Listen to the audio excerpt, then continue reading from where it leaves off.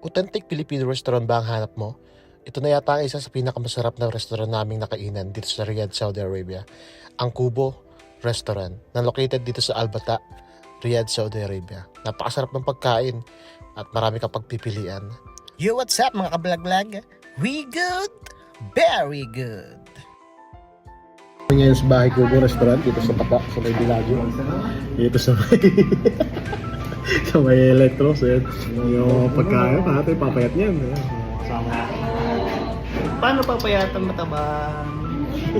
Kain ng kain, hanggat may pambili pagkain ba? Sandok. Let's go! So yun, tikman natin itong una, Tom Yum. Anong lasa ng Tom Yum nila dito? Kung kasing sarap nung nasa Karawatay. Sa Karawatay. Yan, Tom Yum nila daw ito kung pasado pa sa pating panlasa. Yung sisig siguro nila, beef yan, ano, beef. Okay. Next.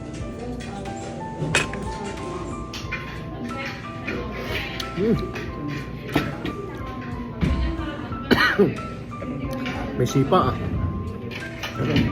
Kanya mamaya ka mamasyal. Oo, pagkakain, di tsaka ulit mamasyal, habang nagpapahinda ka, no?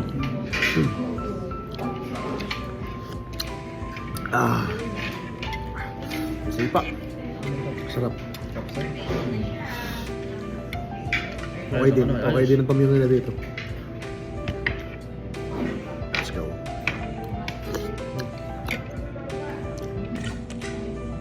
Malamakan itong ibang ano nila. Ah, ito. Barbecue.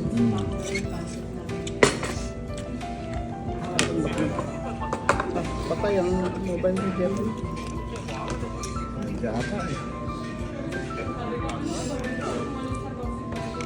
Pipino.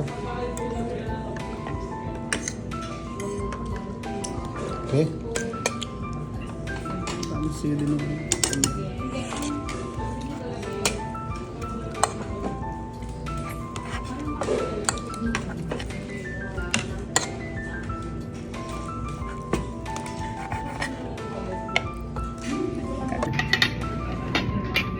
Ayun na naman, mangan. Yala, mangan. Ng barbecue. Ano natin ang pipino?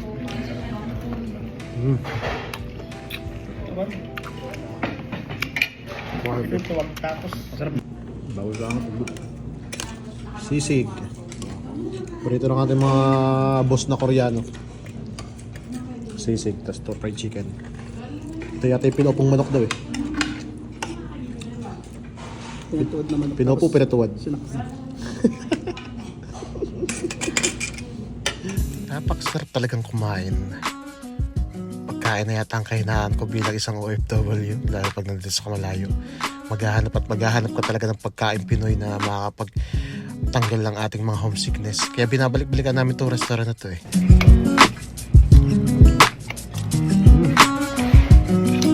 Lalo sa early, nagulat ko na. Tapos sisig nila. Yung fried chicken. Testing.